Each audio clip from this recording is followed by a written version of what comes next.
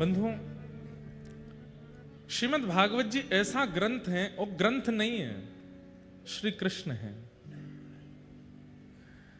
आप लोग ये बिल्कुल विचार मत कीजिएगा कि आप कोई ग्रंथ, कथा, पोथी सुनते हैं। साक्षात कृष्ण का शब्द स्वरूप है। और वस्तु का प्रारंभ, वस्तु का मध्य और वस्तु का अंत उसकी सुंदरता और उसकी योग्यता का प्रतिपादन करता है। जैसे मिठाई, मिठाई का प्रारंभ होता है कि मिठाई देखने में कैसी है, देखने में सुंदर होनी चाहिए, प्रारंभ। दूसरा होता है मध्य, जब वो जिह्वा पर आवे तब कैसी है, स्वाद। और फिर उसका होता है अंत, जब वो भीतर प्रविष्ट हो जाए तो संतुष्टि का अनुभव होना चाहिए, तभी वो मिष्ठान या कोई भी पदार्थ खाने वाला उचित माना जाता है। राजस्थान में तो एक से एक बढ़कर के सामग्रियां बनती हैं। कोटा की कचौड़ी कोई बिना प्याज लहसुन वाली बना के लावे तो हम खा लेंगे, पर आप इतने लोग मत लाना, नहीं तो अगली बार कोटा में व्यासपीठ बड़ी बनानी पड़ेगी, हम इतने भारी हो जाएंगे। सीधी बात, व्यंजन का दर्शन सुंदर हो, आधी तृप्ति उससे होती है। व्यंजन का स्वाद सुंदर हो, बच्ची कुछ तृप्ति उससे होती है। और फिर व्यंजन तृष्णा पूर्ण कर दे, तब वो व्यंजन अति श्रेष्ठ हो जाता है, फिर बार बार उसकी इच्छा होने लगती है।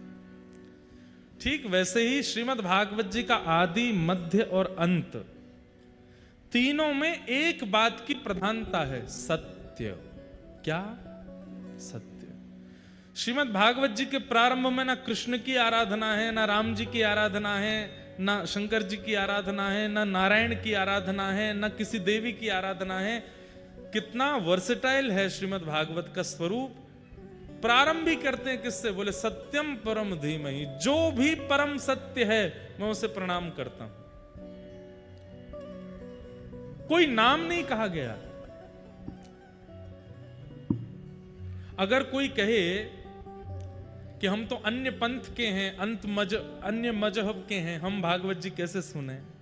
आइए देखिए, श्रीमद् भागवत जी में किसी एक देव का प्रारंभ में नाम नहीं है। सत्यम परम धीमहि, और सत्य को सब वंदन करते हैं। चाहे आप किसी भी पंथ के हो, मजहब के हो, जाति के हो, बिरादरी के हो, कोई भी हो, सत्य का वंदन सब करते हैं। इसलिए भागवत जी सबके लिए हैं। इस बात का प्रमाण वेदव्यास जी ने प्रारंभ में सत्य को वंदन किया। सत्यम परम धीमहि। व्यक्ति भले ही सब लोगों से झूठ बोलता हो, लेकिन खुद की सुनने की बारी आती है तो उसको भी सत्य ही सुनना है। वो अपने लिए झूठ बर्दाश्त नहीं कर सकता। महा झूठा व्यक्ति जो केवल झूठ ही बोलता है, सब लोग इधर देखिए, बहुत ध्यान से सुनिए, जो केवल मिथ्या ही बोलता है, झूठ ही बोलता है, असत्य संभाषण ही करता है, जब उसकी सुनने की बारी आती है वो भी असत्य स्वीकार नहीं करता। इसका मतलब क्या है? सत्य सर्वग्राही है, सबको चाहिए सत्य, और उसी सत्य का यहां पर वंदन किया। और इस बात से प्रमाणित कर दिया कि परमात्मा इज इक्वल टू कौन? जो परम सत्य है वो परमात्मा है। हम सत्य नहीं है। हम सत्य नहीं हैं, इसीलिए मृत्यु के बाद राम नाम सत्य कहा जाता है। राम नाम सत्य क्यों कहा जाता है? हमारे यहां अर्थी पर ले जाते हुए कहते हैं, करोड़ों का मालिक था, एक से एक गाड़ियां थीं, बड़ी बड़ी बिल्डिंग्स थीं, इतने सारे बच्चे थे, इतना सब कुछ था, लेकिन आज कुछ भी नहीं। क्या जा रहा है अंत में? राम नाम सत्य है। ना ये सत्य रहा, ना इसकी कमाई सत्य रही, ना इसका नाम सत्य रहा, ना इसका जीवन सत्य रहा, कुछ भी सत्य नहीं रहा। अंत में राम ही नाम सत्य है। और दूसरा कारण राम नाम सत्य बोलने का ये होता है कि जितने जीवित लोग हैं उनको सुनाया जाता है। सुन लीजिए, सत्य संसार में केवल राम का नाम है, केवल कृष्ण का नाम है। हमारे शास्त्रों में एक श्लोक कहा जाता है, बहुत सुंदर श्लोक है, और उस श्लोक में इतना सुंदर सत्य वर्णन किया गया है। कहते हैं कि धनानि भूमौ पशवस्य गौष्ठे भार्या गृहे द्वारि जन श्मशाने तेहश्चितायां परलोक मार्गे धर्मानुगो गच्छति जीव एक। देखो, जैसे पहाड़ों में लिखा रहता है ना, सावधानी हटी दुर्घटना घटी, ऐसी कथा में भी लिखवाऊंगा मैं आगे से। सावधानी से कथा सुनिए, नहीं तो दुर्घटना होगी। दुर्घटना क्या होगी? जीवन के कई प्रश्नों के उत्तर हम एक क्षण में दे जाएंगे, कोई भी व्यास, और वो शायद आपका प्रश्न बहुत दिनों से था और उसका उत्तर हमने दे दिया, लेकिन आप उस समय इधर उधर देख रहे थे, तो फिर घटना तो घट जाएगी ना। इसलिए बहुत सावधानी से सुनो। धनानि भूमौ पशवश्च गौष्ठे। शास्त्र आज्ञा करते हैं कि धन जहां है वहां रखा रह जाएगा, भले ही आपने जीवन भर खून पसीना एक रातों की नींद उड़ाई है उस धन को कमाने के लिए, लेकिन जब जाएंगे तो वो धन इतनी दया नहीं करेगा कि मेरे लिए बेचारे ने इतनी मेहनत की, इसके साथ तो जाऊं मैं ना। धनानि भूमौ पशवश्च गौष्ठे। अपनी ड्रीम गाड़ियां खरीदी, जो भी कुछ कमाया जीवन में लिया नया नया, वो भी केवल अपने गराज में खड़े रह जाएंगे। वो भी नहीं आएंगे कि भाई चलो हमारे स्वामी जा रहे हैं हम भी चलें साथ में। आप कहेंगे महाराज जी ये तो सब निर्जीव हैं। निर्जीवों की बात मत करो, जीवितों की बात करो। तो शास्त्र आज्ञा करते हैं धनानि भूमौ पशवश्च गौष्ठे भार्या गृहे द्वारी। पत्नी घर के द्वार तक जाती, जिसके साथ फेरे लिए। देखो, कथा ना सत्य बोलती है। कथा में वक्ता, भले ही दंपति सामने बैठे हैं, पति पत्नी कथा सुन रहे हैं, फिर भी यहां सत्य ही बोला जाता है और सबको सुनना पड़ता है। पति के जाने पर या पत्नी के जाने पर, पत्नी जाए तो पति तो चला जाता है शमशान तक, पर पत्नी नहीं जाती। पत्नी घर के द्वार तक जाती, उसके आगे नहीं जाती। क्यों? आपने तो फेरे लिए थे, ब्याह किया था, जन्म जन्म साथ रहेंगे, मरेंगे जिएंगे साथ में, फिर भी पत्नी घर के द्वार से आगे नहीं जाती। आप कहेंगे महाराज जी पत्नी तो आई थी 25 साल के बाद, 25 साल पहले जो मेरे साथ थे वो तो मेरे साथ जाएंगे। तो कहते हैं जनश्मशाने, वो भी केवल शमशान तक जाते। कहां एक कील लगने पर, थोड़ी सी चोट आ जाने पर पूरा घर भागता था, अरे बाबू को लग गई, लगाओ इसको, कुछ चोट लग गई, ये हो गया वो हो गया, ठीक करो, ये नहीं होना चाहिए वो नहीं होना चाहिए, डॉक्टर साहब इसको ठीक करो। और उसकी मृत्यु हो जाने पर वो भी केवल शमशान तक साथ जाते हैं, उसके आगे नहीं जाते। आप कहेंगे महाराज जी 25 साल तक शरीर के लोग साथ में थे, लेकिन ये देह, ये शरीर तो मां के गर्भ में मेरे साथ में था, ये शरीर तो सबसे पहले से मेरे पास है। तो देहश्चितायाम, देह भी केवल चिता तक जाता है, और जल करके वायु वायु में मिल जाती है, जल जल में मिल जाता है, अग्नि अग्नि में मिल जाती है, पंचभूत जो हमारे अंदर हैं सब बिखर जाते हैं, सब अपना अपना अंश लेकर के चले जाते हैं। ये नरक स्वर्ग या वैकुंठ गया कौन? शरीर तो यहीं जल गया।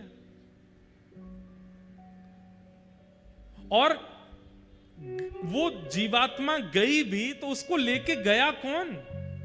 उसके साथ गया कौन? तब शास्त्र आज्ञा करते हैं देहश्चितायाम परलोक मार्गे धर्मानुगो गच्छति जीव एक। उसने जीवन में जितनी बार राम नाम कहा, जितनी बार कृष्ण नाम कहा, जितनी बार राधा नाम कहा, जितनी बार नारायण कहा, वो समस्त भगवान नाम एक साथ प्रकट हो जाते हैं। जितने राम उतने राम प्रकट हो जाएंगे, जितने कृष्ण उतने कृष्ण प्रकट हो जाते हैं, जितने नारायण उतने नारायण प्रकट हो जाते हैं, और फिर सब एक रूप धारण करके हाथ पकड़ते हैं, चलो अब आगे की यात्रा पर चलो। वो नाम से नामी प्रकट हो जाता है, वो नामी साथ जाता है। नामी मतलब ईश्वर।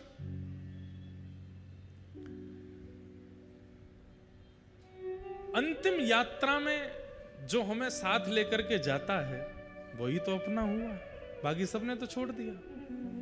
और हमारे यहाँ तो बड़े नियम है, शमशान से जब लौट के आते हैं तो नियम है कि भाई लोग पीछे मुड़ के नहीं देखेंगे, और फिर कंकड़ और वो मिट्टी उठाते हैं, ऐसे पीछे डाल देते हैं, नीम खाते हैं, कड़वा मुंह करते हैं।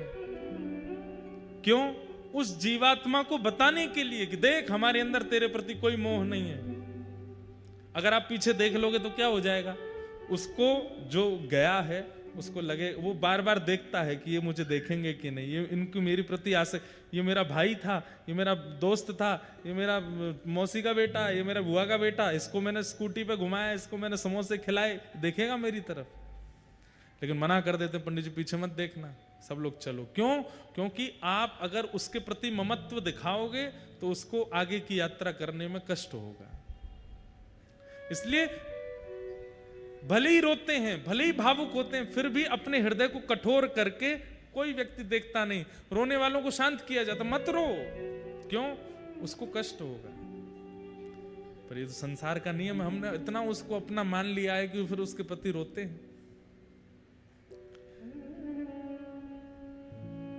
इसलिए भैया हरि नाम, हम आप सब लोग ठाकुर जी को कब देख पाएंगे ये कोई इसका कोई पता नहीं है।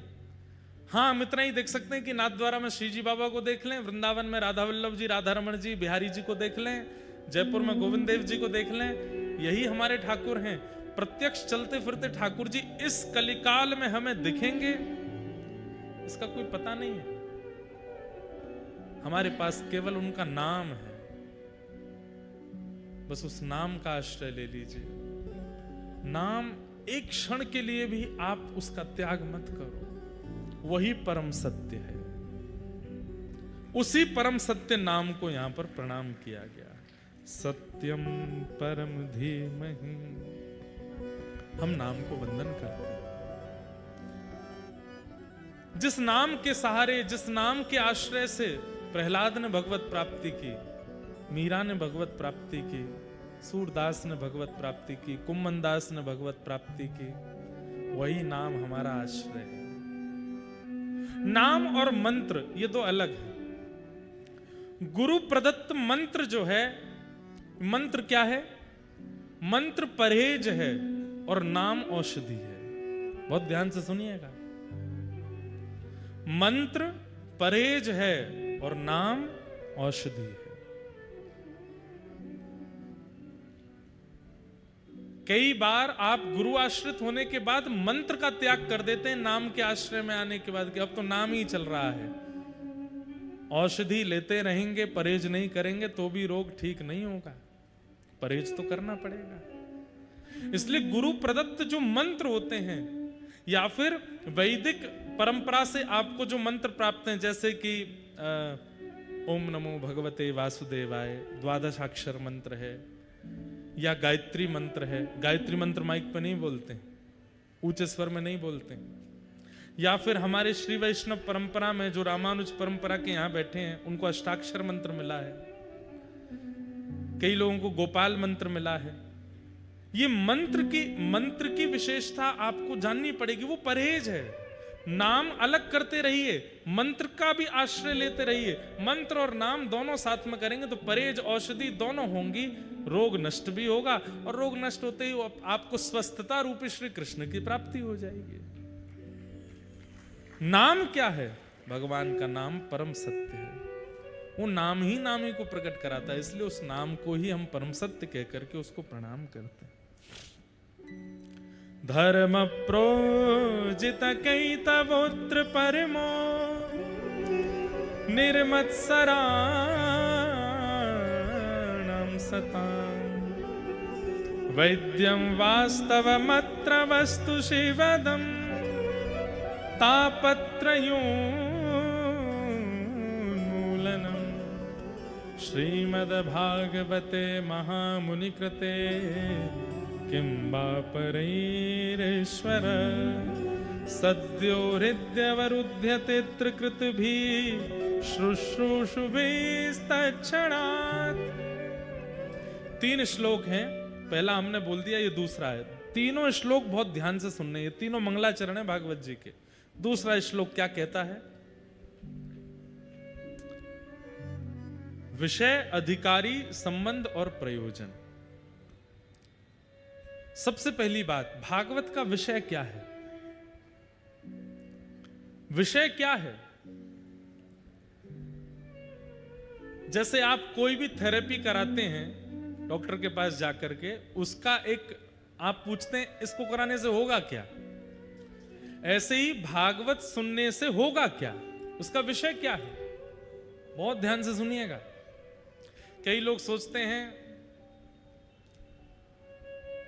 हमारे जीवन के सारे पाप नष्ट हो जाएंगे कथा सुनने से। कई लोग सोचते हैं पितरों को मुक्ति प्राप्त हो जाएगी कथा सुनने से। कई लोग कहते हैं हमारे रुके हुए काम बन जाएंगे कथा सुनने से। घर में सब पॉजिटिविटी हो जाएगी कथा सुनने से। ये सब होता ही है, पर मूल रूप से क्या होता है भागवत जी में लिखा है। धर्म प्रोजित कैतवोत्र परमो। बहुत ध्यान से सुनो। परम धर्म की प्राप्ति, धर्म और परम धर्म ये 2 बातें होती हैं।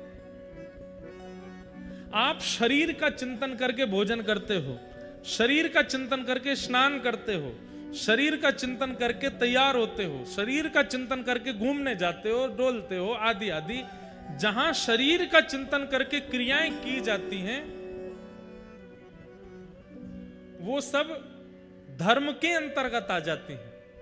थोड़ा वायलन कम कर लो भैया। वो सब धर्म के अंतर्गत आती हैं। मुझे सुबह 4 बजे उठना है, धर्म है। मॉर्निंग वॉक पे जाना है, धर्म है। अपने गुरु मंत्र का पाठ करना है, धर्म है। माता पिता को प्रणाम करना है, धर्म। नाश्ता करना धर्म है। दोपहर का प्रसाद पाना धर्म है। रात्रि का भोजन करना धर्म है। पत्नी के साथ निर्वहन करना, बच्चों का पालन करना, धन कमाना, व्यापार करना, ऑफिस जाना, जॉब करना, ये सब धर्म के अंतर्गत आता है। कई लोग कहते हैं हम मंदिर नहीं जा पाते, पर महाराज जी अपना कर्म बहुत ईमानदारी से करते हैं, चलेगा मत चलेगा, धर्म है वो। लेकिन परम धर्म क्या है? बहुत ध्यान से सुनो। जिस दिन बैठे बैठे चिंतन होने लगे कि इस देह की भरपाई करते जा रहे हैं हम, जीवन निकल रहा है हमारा, पर इस देह के अंदर एक सूक्ष्म जीवात्मा है। वो जीवात्मा अपना कल्याण हमसे करवाना चाहता है, जो हम ही हैं। वास्तव में हम कौन है? वो आत्मा है जो इस शरीर के अंदर बैठी है। उस आत्मा का मुझे उद्धार करना है, उस जीवात्मा का मुझे कल्याण करना है। और इस विचारधारा से जब आप जीवन जीने लग जाएंगे तो वो परम धर्म कहलाएगा। समझ में आवे बात तो ही ताली बजाओ, नहीं तो नहीं बजानी है। सुनो, अभी सुन लो। अभी बाउंसर गई है, अभी देता हूं। अभी ऊपर से निकल गई है बात। आपके सामने अभी मन कर गया कि कचौड़ी खानी है मुझे। ये आत्मा ने नहीं बोला है, ये किसने बोला है? देह ने बोला है। देह कह रहा है कचौड़ी खानी है। आप कचौड़ी खाने चले गए, खा के आहा आनंद आ गया, वाह क्या सब्जी थी, चटनी थी, आनंद आ गया, स्वाद मिल गया, बढ़िया मजे आ गए। ये देह का सुख है। मुझे इतने रुपए तो कमाने ही है, कोटा में एक बंगला बनाना है, ऐसा करना है, वैसा करना है, ये गाड़ी लेनी है। ये कौन सोच रहा है? ये देह सोच रहा है, आत्मा नहीं। लेकिन एक दिन मन में विचार आया, सब कुछ है पास में या कुछ भी नहीं है पास में। लेकिन मन में आया कि भाई सब खा लिया, सब कमा लिया, सब कुछ कर लिया, चित्त को शांति से नहीं मिल रही। चलो क्या आधी रात में चलो गिरिराज जी की परिक्रमा लगाने जा रहे हैं। अब देह को सुख नहीं है गिरिराज जी की परिक्रमा में, शरीर को बिल्कुल सुख नहीं मिलता। जो लोग गिरिराज जी की परिक्रमा लगाते हैं नियमित रूप से, उनसे पूछो जब प्रारंभ होती है तब बड़ा आनंद आता है, वाह चल रहे हैं महाराज, चलते चलते चलते चलते आधी हो जाती, भैया कितनी और बची है अभी तो भैया आधी भैया, अभी तो बड़ी परिक्रमा पूरी, अब छोटी और है अभी, चलो छोटी में।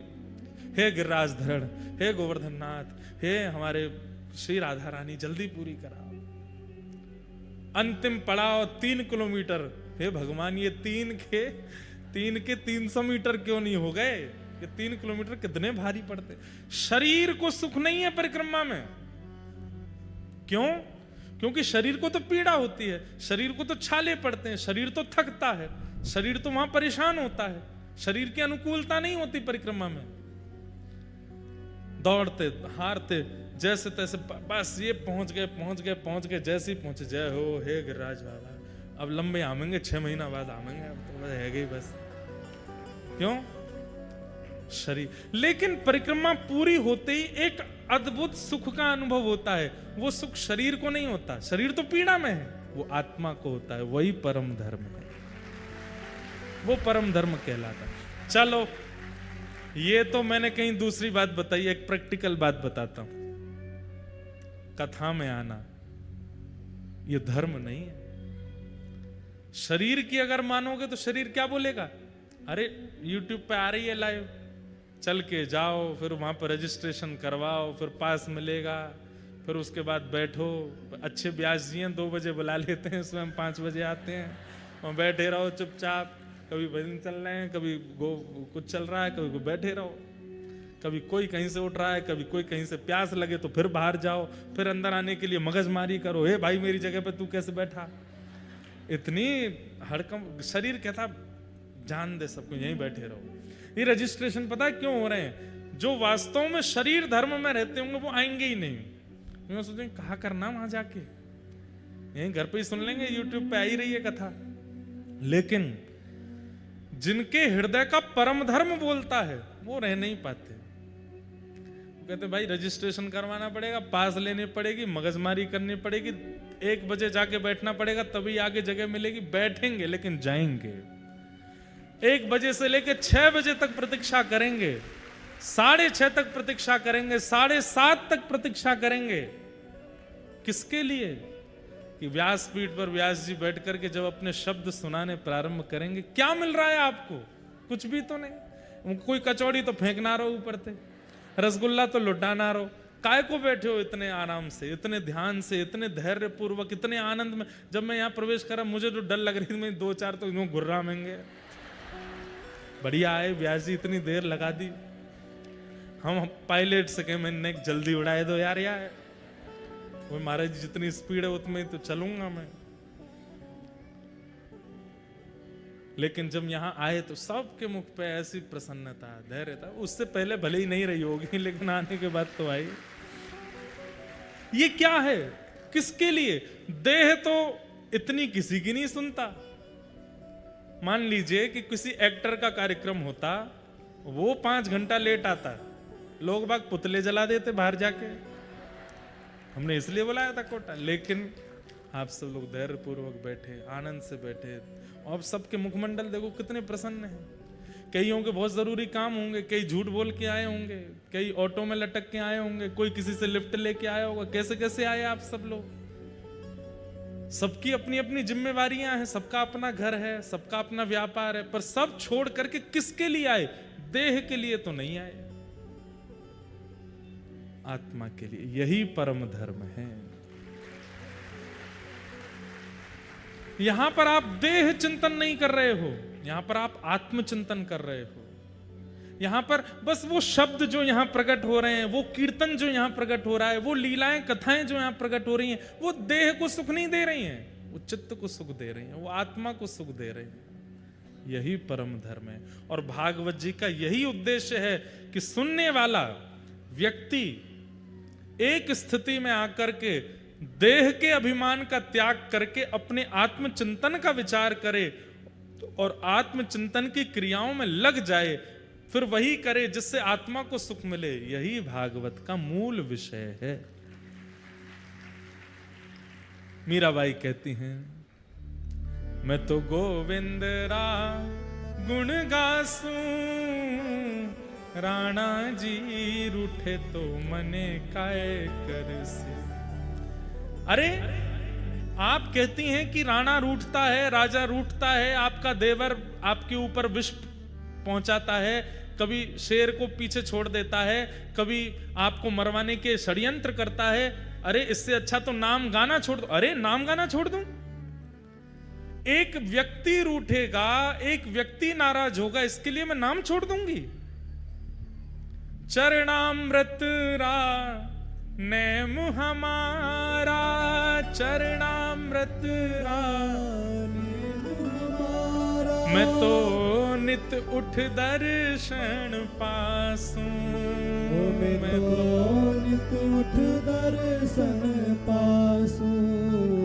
ओ राम नाम रा जहाज चला स्या, राम नाम रा जहाज चला मैं तो भव सागर तर जासूं, मैं तो भव सागर तर जासूं। ये राणा कौन है जिसके लिए मीराबाई कह रही है शरीर? अरे ये रोएगा, इसको दर्द होगा, ये चिल्लाएगा, ये भूख के मारे व्याकुल होगा, इसके लिए मैं कथा सुनना बंद कर दूं? इसके लिए मैं गिरिराज जी जाना बंद कर दूं? इसके लिए मैं सत्संग करना बंद कर दूं? अरे ये चाहे रोए, चाहे बिलके, चाहे इसका जो हो, मैं तो गोविंद रा गुण गासूं, राणा जी रूठे तो मने काय करसी, मैं तो गोविंद रा गुण गासूं, राणा जी रूठे तो मने काय करसी। इसे कहते हैं परम धर्म, जहां देह की चिंता नहीं करते आप, शरीर की चिंता नहीं करते, अपने आत्मा का चिंतन और उस आत्मा के कल्याण का चिंतन आपको व्याकुल करता है।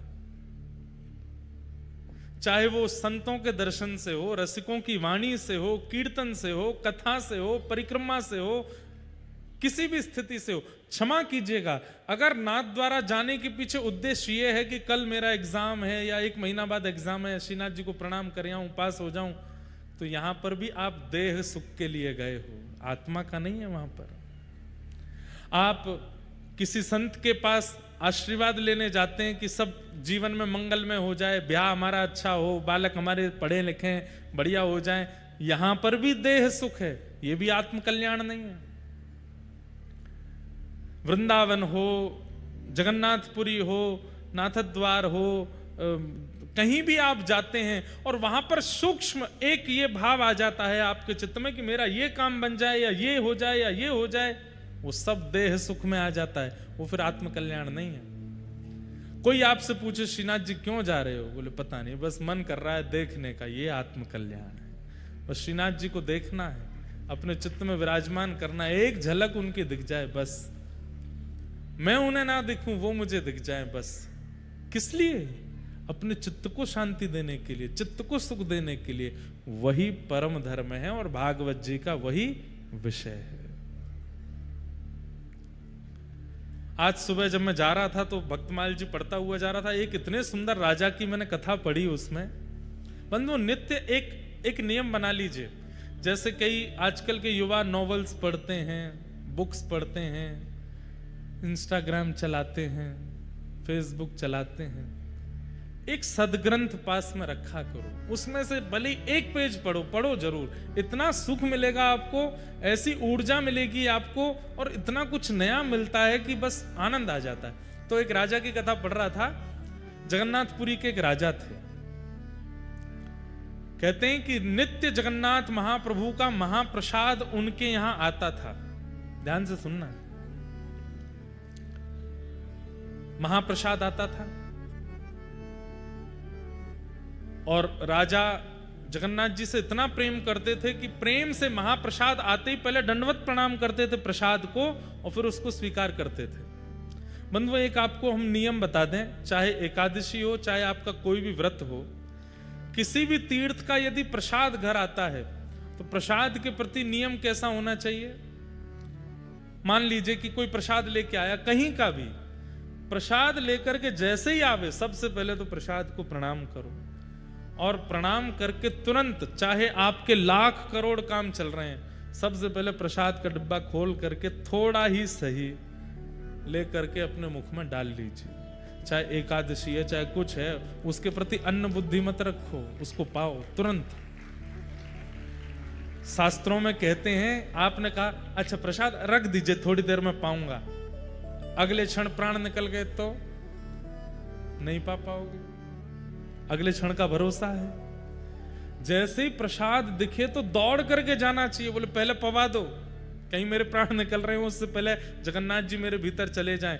प्रसाद का मतलब जिस तीर्थ का प्रसाद आया वो तीर्थ के ठाकुर जी ही आए हैं प्रसाद में बैठ के, उनको तुरंत स्वीकार करना चाहिए। चैतन्य महाप्रभु कहते हैं महाप्रसादे गोविंदे, जगन्नाथ महाप्रभु का जो भात प्रसाद है उसका एक एक तिनका जगन्नाथ जी का स्वरूप है। तो राजा का नित्य नियम था, जैसे प्रसाद आता तो प्रणाम करते, उसको पाते और फिर अपने क्रिया में लगते। लेकिन आज वो अपने एक मित्र के साथ में चौसर खेल रहे थे और चौसर में ऐसी बाजी चल रही थी कि अब अगली बाजी में पता चल जाएगा कि राजा हार रहा है कि जीत रहा है। तो राजा को तो अपनी जीत प्यारी, तो पासा मल रहे थे, उसी समय महाप्रसाद आया। जैसे ही महाप्रसाद आया तो पंडित जी रोज आते महाप्रसाद लेकर के, राजन जगन्नाथ महाप्रभु का महाप्रसाद आया। तो राजा इतना ज्यादा ध्यान लगा करके खेल रहा था, उसने एक हाथ में पासा लिया, महाप्रसाद को प्रणाम किया और फिर रुकिए अभी लेता हूं, और फिर से पासा खेलने लगे। तो पुजारी जी को नित्य का नियम तो पता था राजा का, लेकिन आज का जो व्यवहार था ये पुजारी जी को अच्छा नहीं लगा। बोले बताओ पासा इतना जरूरी है, वो चौसर इतना जरूरी है कि महाप्रसाद को कह दिया रख दो, पाएंगे। थोड़ी देर तो पुजारी जी वहां खड़े रहे, लेकिन राजा हंस हंस करके खेल रहा था, इतना मगन था उसमें। पुजारी जी प्रसाद वापस ले गए अपने साथ। जब खेल पूरा हुआ, राजा जीत गया, हंसा, उठ करके अपने मित्र को हृदय से लगा, आज तो बड़ा आनंद आया खेल में, बड़ा बढ़िया। थोड़ी देर बातचीत हुई, मित्र जब चले गए तो राजा ने तुरंत पूछा वो महाप्रसाद आया था कहाँ है?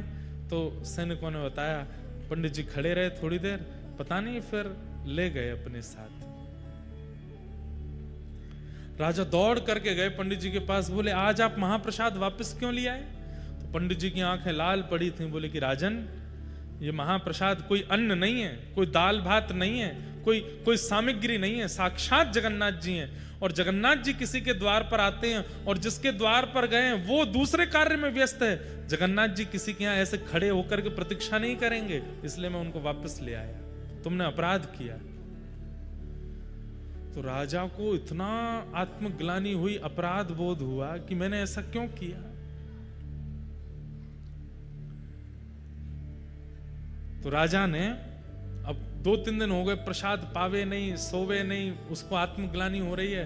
ब्राह्मणों की कुछ टोली अपने यहां बुलाई और आज सुबह ही मैंने ये कथा पढ़ी, इसलिए सुना रहा हूं। तो सब ब्राह्मणों से पूछे, अगर कोई व्यक्ति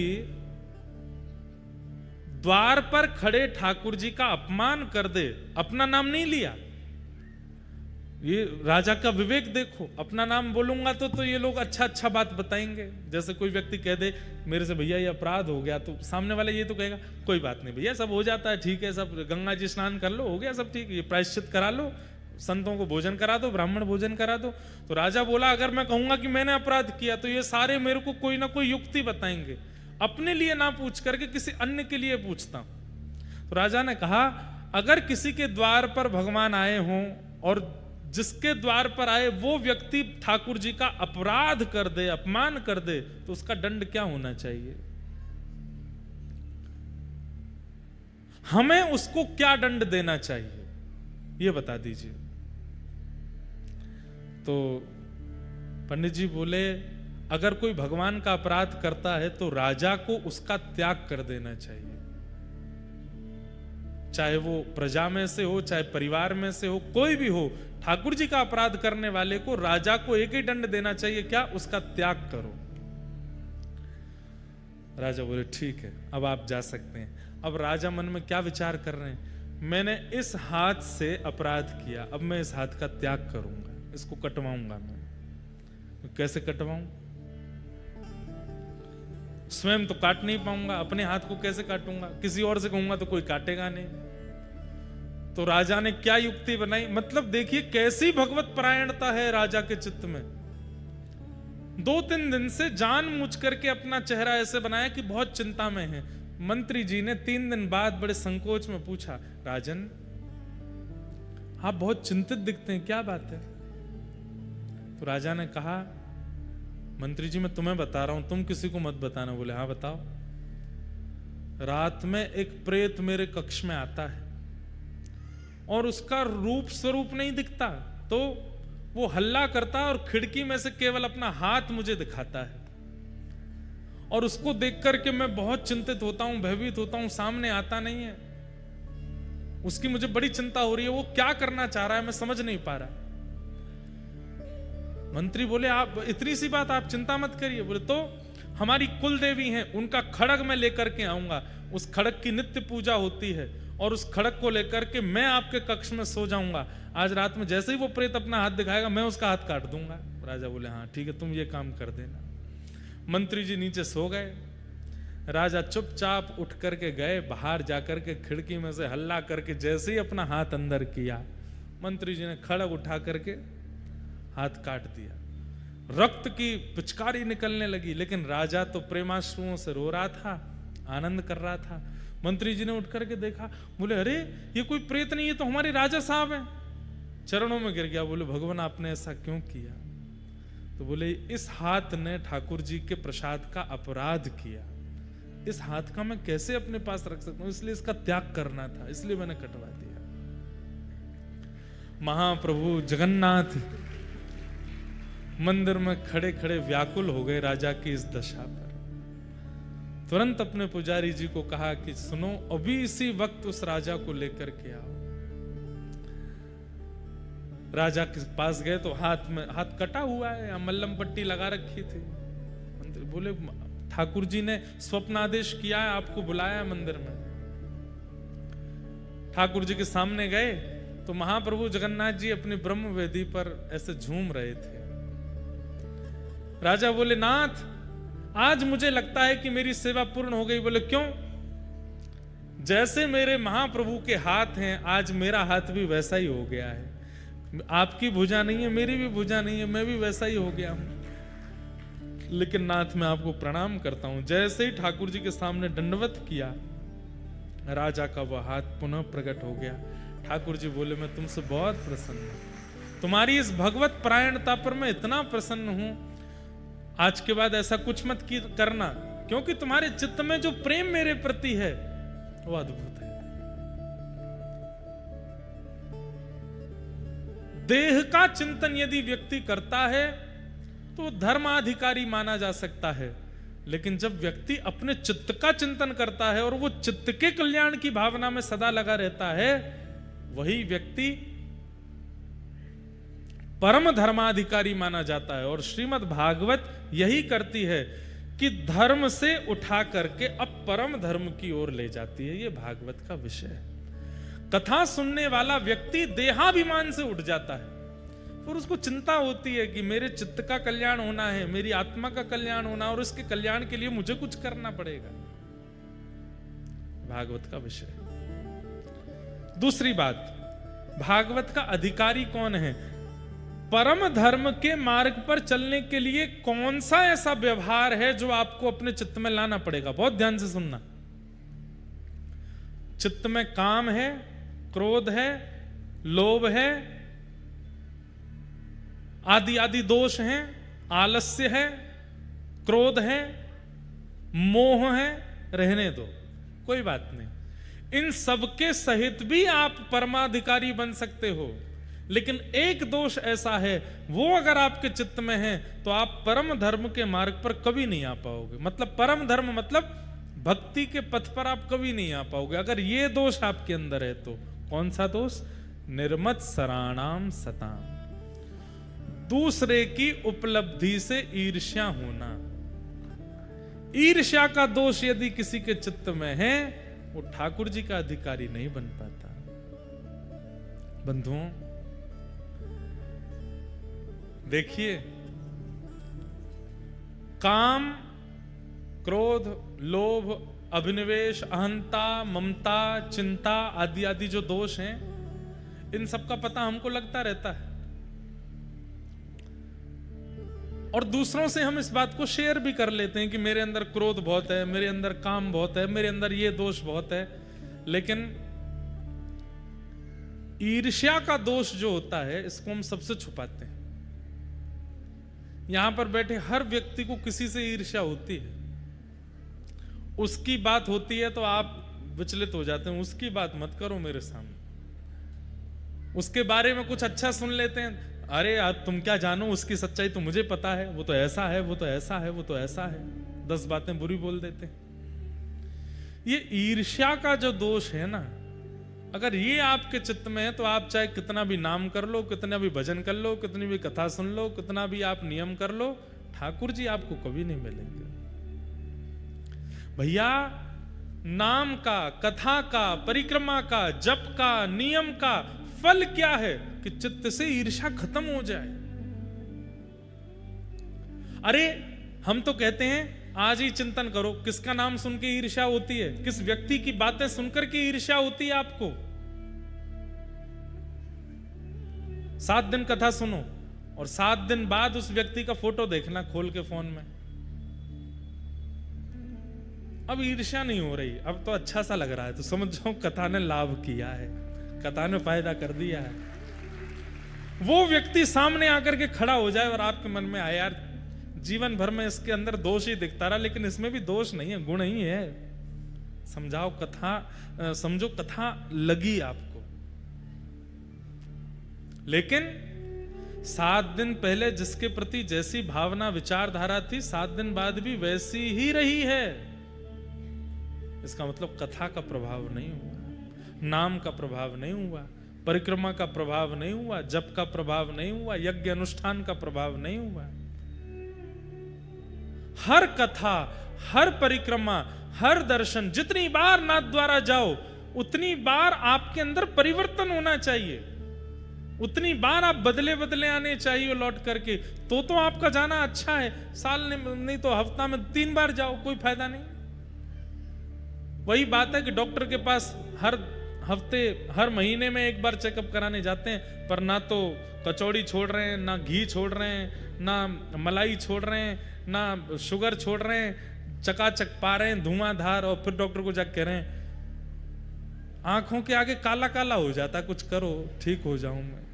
डॉक्टर कहेगा तुम ये नियम तो करते नहीं। भाई डॉक्टर के पास जाओगे तो फिर उसके बाद में कुछ परिवर्तन आना चाहिए ना। और वो परिवर्तन कैसे आएगा?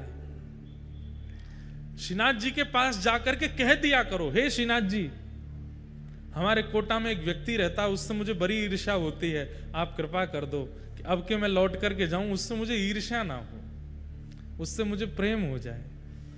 अपने ईर्ष्यावान व्यक्ति के प्रति प्रेम की भिक्षा ठाकुर जी से मांगो, उससे मुझे प्रेम हो जाए ठाकुर जी, मैं उसके बारे में कभी गलत ना सोचूं। मेरे अंदर क्रोध बहुत बढ़ता जा रहा है, हे श्री जी बाबा कृपा करो मेरा क्रोध समाप्त कर दो, मुझे किसी की बात बुरी ना लगा करे, मैं सबसे अच्छे से रहा करूं, ऐसी कृपा कर दो। मेरे अंदर द्वेष बहुत आ गया है, मैं द्वेष का शिकार हो गया हूं, हे नाथ जी मुझे कृपा करो। आप ठाकुर जी के सामने जाकर के बोलेंगे, लौट करके जब आएंगे तो 0.1% ही सही पहले से दोष घटेगा। और दोष का घटना, दोष का समाप्त होना, यही कथा, कीर्तन, दर्शन, परिक्रमा का फल है। जिस दिन दोष शून्य हो जाएंगे उसी दिन ठाकुर जी मिल जाएंगे। ठाकुर जी ने देख लियो कि अब चकाचक है गो, अब बढ़िया है गयो है, अब प्रिय हो गया है, अब इसके अंदर कोई दोष नहीं है, ठाकुर जी मिल जाएंगे।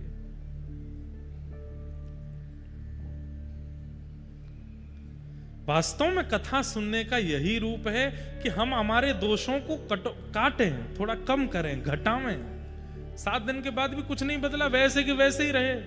पैसा अलग खर्च हुआ, समय अलग बर्बाद हुआ, मिला कुछ भी नहीं। इसलिए परिवर्तन की भावना से कथा सुना कीजिए।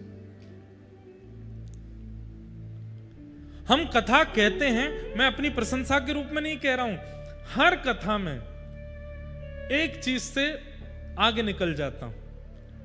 मेरे को पता है कि मेरे अंदर दोष क्या है, ये दोष हैं, ये कमियां हैं, ये सब मुझे पता है। हर व्यक्ति को अपनी कमियां पता होती हैं।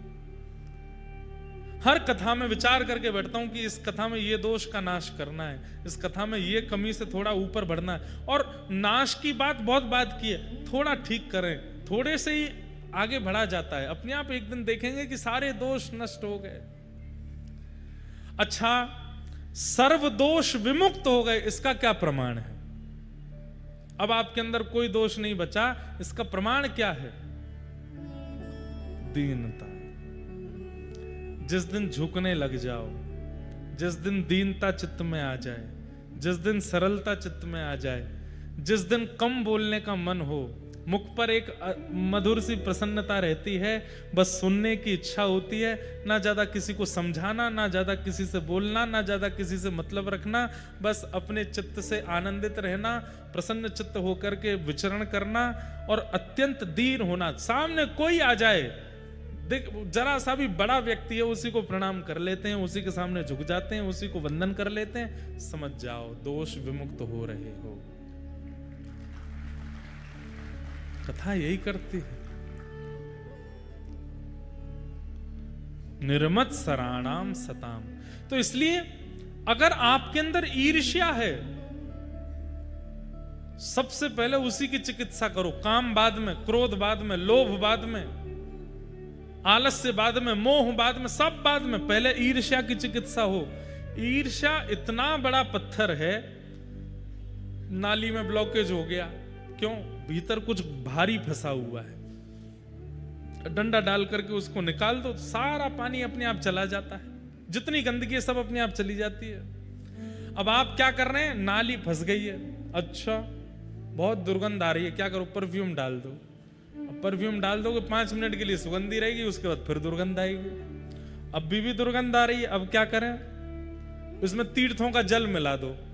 अरे भाई, बढ़िया डंडा लेकर के आओ, नाली के भीतर डालो, कुछ फंसा है उसको निकालो, सारा पानी निकल जाएगा, अपने आप स्वच्छ हो जाएगा। ठीक वैसे ही हम में अत्यंत दोष हैं, और वो अत्यंत दोष कभी कभी हमको ही पीड़ा देने लगते हैं। तो हमको लगता है कि यार काम बहुत है, क्रोध बहुत है, मोह बहुत है, आलस्य बहुत है, ये सारे अवगुण मेरे अंदर बहुत हैं, अब मैं क्रोध को कम करूंगा, अब मैं लोभ को कम करूंगा। अरे भले आदमी, ईर्ष्या है भीतर, पहले उसको निकालो। ईर्ष्या रूपी पत्थर जैसे ही निकलेगा, जमा हुआ जितना भी गंदगी है, जमा हुआ जितना भी जल है, दुर्गंध है, धीरे धीरे सब समाप्त हो जाएगा। ईर्ष्या का नाश करो। व्यक्ति क्या करता है? काम पर वर्कआउट कर लेता है, क्रोध पर वर्कआउट कर लेता है, पर ईर्ष्या को रहने देता है। इसलिए बार बार बार बार बार बार दोष जन्म लेते रहते हैं। भागवत जी ने पहले ही आज्ञा कर दी कि ईर्ष्या दोष को नष्ट करो। वैद्यं वास्तवमत्र वस्तु शिवदं तापत्रयोन्मूलनम्। वैद्यं वास्तवमत्र वस्तु शिवदम। श्रीमद् भागवत क्या कराती हैं? कृष्ण से संबंध कराती हैं। ठाकुर जी कोई अपने लगने लगते हैं, ठाकुर जी से एक नाता लगने लगता है। कथा सुनने के बाद में कई लोगों को ऐसा होता है कि मंदिर जाते हैं ना, आंखों में अपने आप पानी आ जाता है, ठाकुर जी को देखेंगे अपने आप नेत्र सजल हो जाते हैं। ऐसा जिसके साथ भी होता है, ठाकुर जी को देख के, धाम में जाकर के, वैष्णव को देख करके, कथा में आकर के, या भगवत संबंधी किसी भी चर्चा को सुनकर के नेत्र सजल होते हैं, उसके लिए ये पंक्तियां हैं। क्या? कई जन्मों से बुला रहे हो, कोई तो नाता जरूर होगा, नजरों से नजरें मिला न पाऊं, मेरी नजर का कसूर हो। मीराबाई पूर्व जन्म में माधवी नाम की गोपी हैं। जब मीरा बनकर के आई मेड़ता में, बचपन से उनकी स्थिति ऐसी, कथा में जाती हैं रोती हैं, संतों को देखती हैं रोने लगती हैं, ठाकुर जी का विग्रह देखती हैं तो रोने लगती हैं। उनके घर वाले पूछते हैं मीरा तू रोती क्यों? बोले मुझे ही नहीं पता, इनको देख के रोना आता है बस। क्यों? क्योंकि हम नहीं समझ पाते हैं, पर ठाकुर जी से हमारा पूर्व का कोई नाता है, कोई संबंध है। हम या तो पूर्व जन्म में ठाकुर जी के बहुत अति सामीप्यवर्ती कुछ रहे हैं, ठाकुर जी के सखा रहे होंगे, ठाकुर जी की कोई गोपी रहे होंगे, और नहीं तो गैया रहे होंगे, ठाकुर जी के आसपास घूमने वाली कोई चैंटी रहे होंगे, ठाकुर जी को देखा होगा। इसलिए अब उनकी लीला, चर्चा, गुण ये सब सुनकर के भावुकता होती है चित्त में, क्योंकि हमारा शरीर नहीं जानता। आत्मा तो एक ही रहती है ना, वही चैंटी के अंदर थी, वही गैया के अंदर थी, वही ग्वाल बालों के अंदर थी, और वही आज शरीर के अंदर है। आत्मा थोड़ी बदलती है। उसको पता है कि मेरा इनसे संबंध है। तुम ही तो मेरे माता पिता, तुम ही तो मेरे बंधु सखा हो। गाइए, तुम ही तो मेरे माता पिता, तुम ही तो मेरे बंधु सखा हो। कितने रिश्ते तुम संग मेरे, कोई तो नाता जरूर होगा। कितने रिश्ते तुम संग जोड़े, कोई तो नाता जरूर होगा।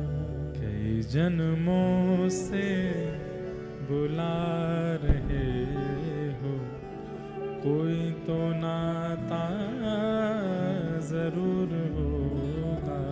कई जन्मों से बुला रहे हैं, कोई तो नाता जरूर। एक राजा थे, उनका नाम था कुलशेखर। क्या नाम था? कुलशेखर। उनका नियम था कि वो राम कथा सुनते थे नित्य, पर राम कथा में सीता जी का हरण का प्रसंग जब भी आता था कथा में, उनकी आंखें लाल पड़ जाती थी, मुख लाल पड़ जाता था, और तलवार अपनी ढूंढने लगते थे, धनुष बाण कहाँ हैं ढूंढने लगते थे। तो पंडित जी समझ गए कि भाई इनके सामने सीता हरण की कथा नहीं कहनी है। तो पूरी राम कथा होती, लेकिन रावण ने सीता जी का हरण किया ये नहीं बोलते थे। वो उसके बदले कुछ बोल देते थे, सीता जी भटक गई, खो गई, लंका पहुंच गई, ऐसे कुछ कह देते थे। एक बार पंडित जी बीमार पड़ गए, उन्होंने अपना बेटा भेजा, बोले तुम कथा सुनाया और राजा को। अब उसको नहीं पता था कि इनके सामने रावण ने सीता जी का हरण किया, ये सुनाना नहीं है। वो तो आंख बंद करके सुनाता चला गया।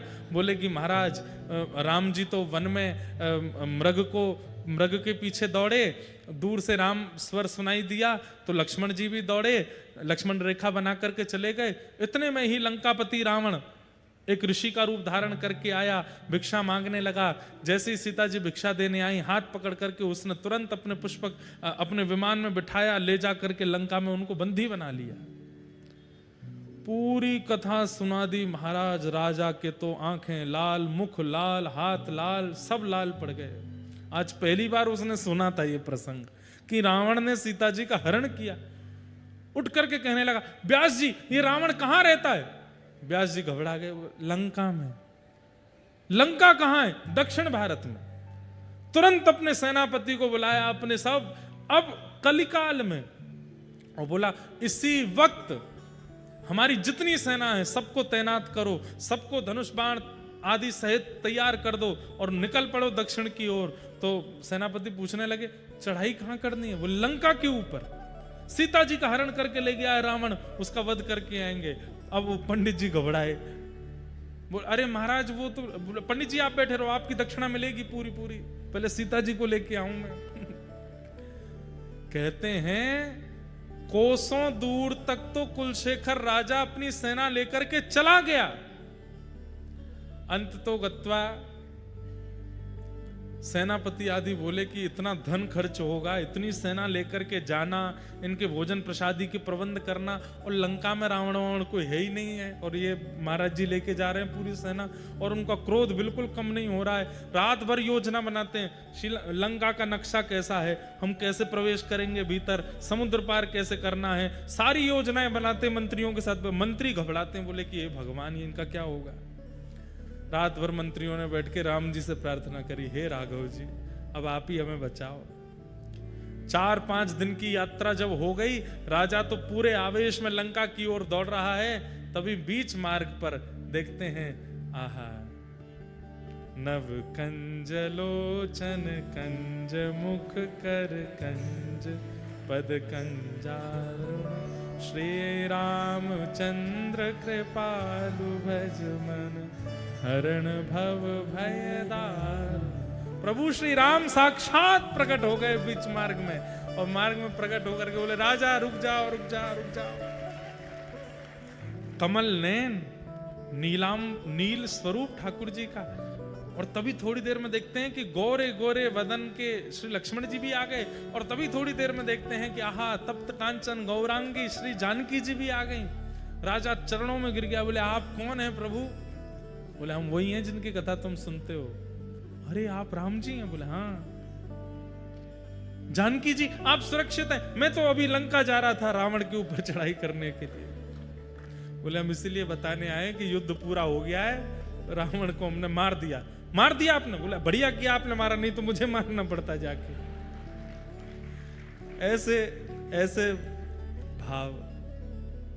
उनके लिए कथा कोई कहानी नहीं है, उनके लिए कथा कोई शब्द नहीं है, उनके लिए कथा प्रत्यक्ष है।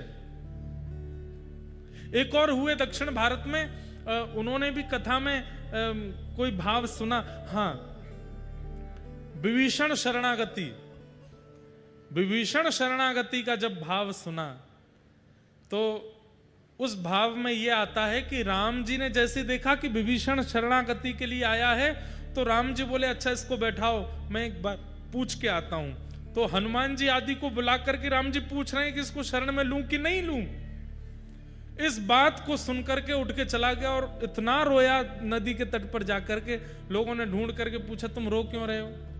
बोले मैं तो ये सोच रहा हूं, रावण की लंका नगरी में रहने वाला, राम में जीवन जीने वाला विभीषण, वो शरण में आता है तो राम जी पूछने जाते हैं। हम तो बड़े अभागे हैं, हम अगर शरण में जाएंगे तो राम जी तो जाने कितनी लंबी मीटिंग करेंगे कि इसको लूं कि नहीं लूं। जो इतना विचार करते हैं शरणागतों को शरण में लेने से पहले, उनकी शरणागति हमको कैसे मिलेगी। इस बात से चिंतित होकर के रो रहा था। राम जी तुरंत प्रकट हो गए, तुरंत उसको स्वीकार किया। बोले भैया तो बिल्कुल चिंतित मत हो, आगे की कथा तो सुनो। आगे कथा में जाकर के सुना तो क्या सुना कि सबने मना किया कि विभीषण को स्वीकार मत करो। सुग्रीव ने तो स्पष्ट कह दिया, बोले रावण का भैया है, उसके साथ इतने साल रहा है, ये शुद्ध कैसे हो सकता है, इसको स्वीकार मत कीजिए। सबने मना किया, लेकिन राम जी कक्ष से बाहर निकल करके आए और सबने कह के भेजा था इसको वापस कर देना नाथ। लेकिन राम जी गए और राम जी ने जाकर के तुरंत विभीषण को अपने हृदय से लगाया, स्वीकार करके तिलक कर दिया। भले ही सब मना करते रहे, लेकिन राम जी फिर भी स्वीकार किए। आगे की कथा में उसने क्या सुना कि भले ही लाख लोग मना करें, पर ठाकुर जी फिर भी स्वीकार करते हैं। तब उसके चित्त को शांति मिली। कथा ठाकुर जी से संबंध कराती है, और वो कब कराएगी।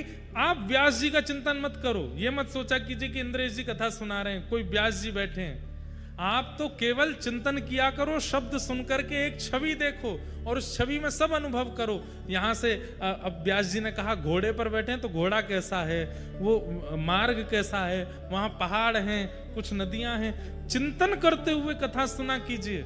चिंतन करते करते करते करते ऐसा होगा कि एक दिन पंडाल नहीं दिखेगा, व्यास जी नहीं दिखेंगे, प्रत्यक्ष ठाकुर जी का ही अनुभव हो जाएगा। हम आपको अपनी सत्य बात बोल रहे हैं, हम कथा सोच करके नहीं बोलते। हमें आप लोग दिखते ही नहीं है, हमें लीला ही दिखती रहती है। अब यहाँ ये हो रहा है, अब यहाँ ऐसे हो रहा है, अब यहाँ ऐसे हो रहा है, और जो जो हमें दिखता है हम बोलते रहते हैं। अभी ऐसा नहीं है कि पंडाल नहीं दिख रहा, आप दिख ही नहीं रहे हमको, ऐसा नहीं। पर मतलब चिंतन आता रहता है, कुछ ना कुछ भाव आते रहते हैं। अब जैसे कुलशेखर राजा आ गए, वो बोले मेरी कथा सुना दो। अब उससे पहले कोई और राजा आ गए, उनकी कथा सुनाई। श्रीनाथ जी बोले मेरी कथा सुनाओ। मीराबाई बोली मेरा पद सुनाओ। ऐसे चिंतन आते रहते हैं, और ये केवल हमारे साथ नहीं होता, ये आपके साथ भी होगा। लेकिन उसके लिए करना क्या पड़ेगा? व्यास का चिंतन मत करो। व्यास की वाणी सुनकर के जो लीला